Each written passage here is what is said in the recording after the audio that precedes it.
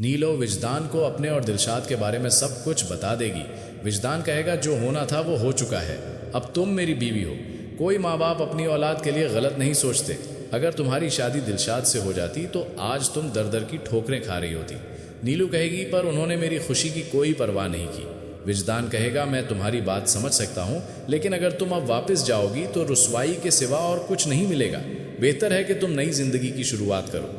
दूसरी तरफ दिलशाद दर दर की ठोकरें खाता हुआ एक रेस्टोरेंट तक पहुंच जाएगा, जहां उसे एक जोकर की नौकरी मिलेगी। मजबूरन उसे ये काम करना पड़ेगा। अगले ही दिन विजदान नीलू को लेकर उसी रेस्टोरेंट पहुंच जाएगा जहां दिलशाद जोकर बना हुआ है।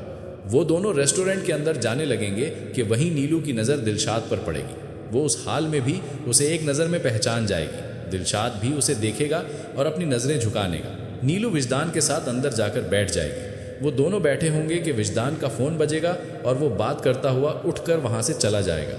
ये देखते ही दिलशाद नीलू के पास आएगा। नीलू कहेगी तुम यहाँ क्यों आए हो, प्लीज़ यहाँ से जाओ, विजदान हमें देख लेंगे। दिलशाद कहेगा मैं जानता हूँ तुम इस रिश्ते से खुश नहीं हो। नीलू कहेगी ये वक्त इन सब बातों का नहीं है, अब बहुत देर हो चुकी है, शायद हमारे नसीब में यही था।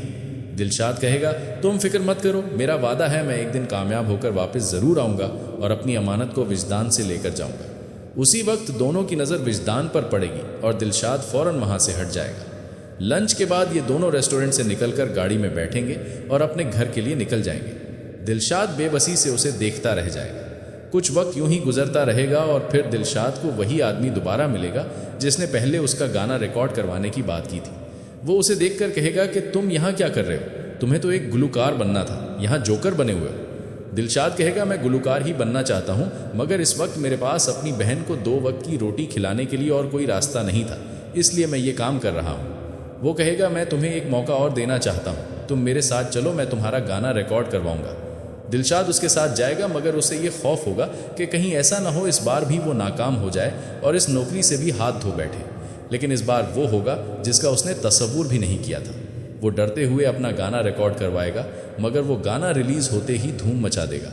हर तरफ उसके चर्चे होने लगेंगे। ये खबर नीलू तक भी पहुंचेगी और ये सुनकर नीली का दिल बैठ जाएगा। और फिर दिलशाद कामयाब होने के बाद नीलू के पास वापस आएगा और कहेगा मैंने वो सब कुछ हासिल कर लिया है जिससे मैं तुम्हें एक अच्छी ज़िंदगी दे सकता हूँ। लेकिन शायद जब तक नीली का दिल विजदान के घर में लग चुका होगा, तो अब सवाल ये है कि ये दिलशाद के साथ जाएगी या विजदान के साथ अपना रिश्ता निभाने की कोशिश करेगी।